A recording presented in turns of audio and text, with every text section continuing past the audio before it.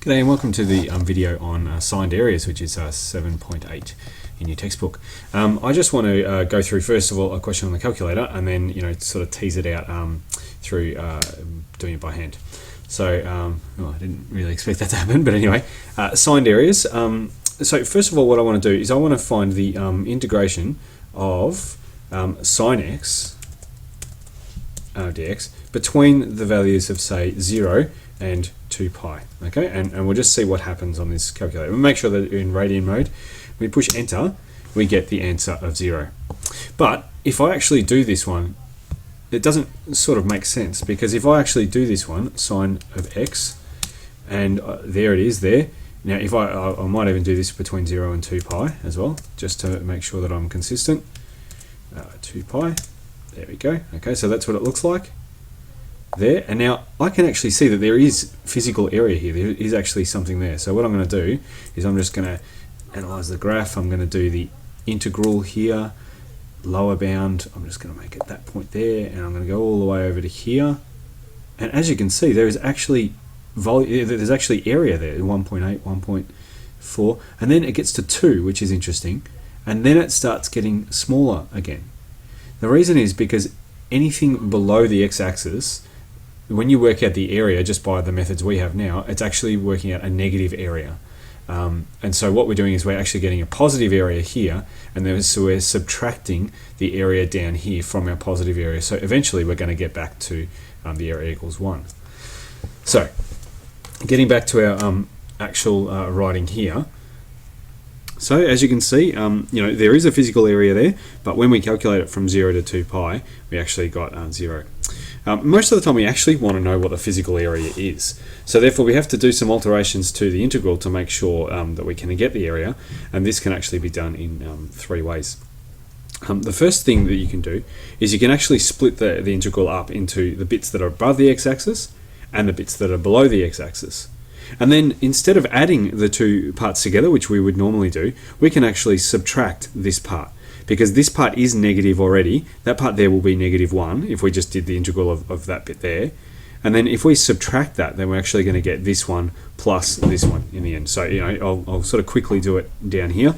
The integration of sine x is negative cos x between pi and 0. Sub in pi and you get 1 minus -1, which ends up being 2.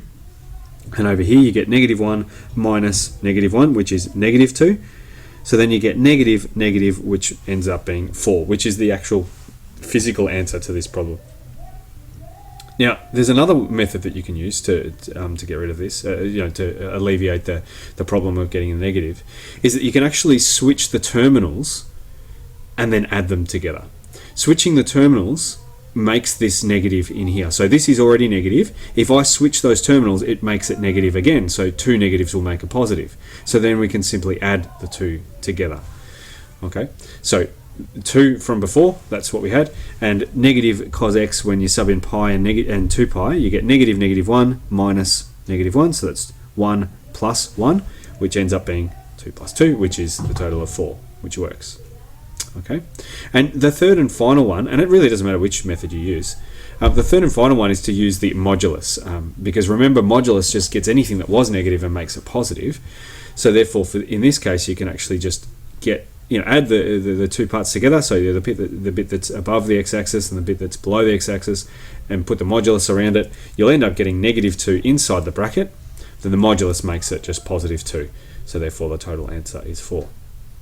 So for any area under the x-axis, we can make it positive using one of 3 methods.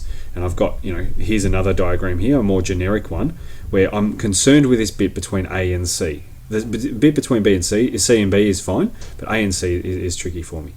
So the first method is that you can just simply make it negative.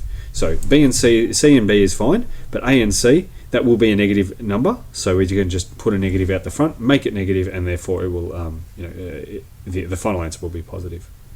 The other thing that you can do is you can actually switch the terminals around. So rather than going from left to right, bottom, the bottom one being the left one, the top one being the right one, we can actually switch the terminals to make it A and C rather than C and A. And that will make this bit negative, which means double negative makes a positive.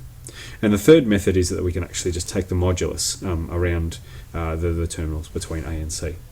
doesn't matter which method you use, all of them are completely acceptable and fine. I guess the important thing is that you have broken this up, this integral here or any other one, you've broken it up into the parts that are above the x-axis and the parts that are below. The parts that are above, you don't do anything different to them. The parts that are below, you use some sort of method in order to get the positive answer rather than the negative answer that sometimes that the calculator will give you. So hopefully that's helped, and in the next video we might have a look at the area between two graphs. So thanks for watching this one, and I'll see you in the next one.